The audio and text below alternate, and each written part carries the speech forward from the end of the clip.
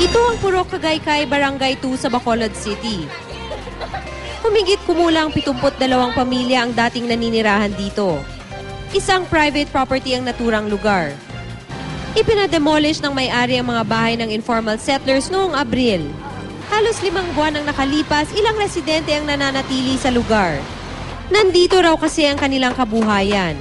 Kabudlay gud ya Isang sigano na dito ka na magutom ka to. Kung hindi ginako na lang dinamo na mas steady na para mabuhi man Sa maliit na bahay na ito, nagsisiksika ng pamilya ni Dina. Pero hindi niya ito alintana. Mas inaalala raw niya ngayon ang isa niyang kapatid na kasalukuyang nagtatrabaho sa Maynila. Hindi raw kasi ito napasama sa mga binigyan ng relocation site ng Bacolod Housing Authority. Bagay na hindi umano makatarungan.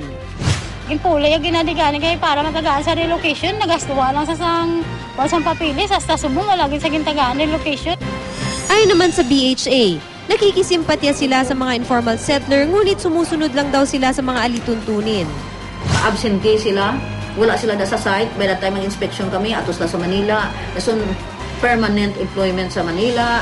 Ayon sa BHA Revised Form 2009, ang mga kwalipikado sa relokasyon ay yun lamang residente at naninirahan sa lungsod na hindi bababa sa 5 taon. At dapat hindi professional squatter o hindi kasapi ng tinatawag na squatting syndicate. Bagay na ayon sa BHA, nilabag daw ng kapatid ni Aling Dina. Ilabalay ng inatindugan, ginaparintahan nila, kay may balay matos sa tihak. Hindi na iyakuhan, kaya nga, that is professional squatting. Naninindigan ngayon ng BHA na hindi nila kukonsintihin ang naturang gawain.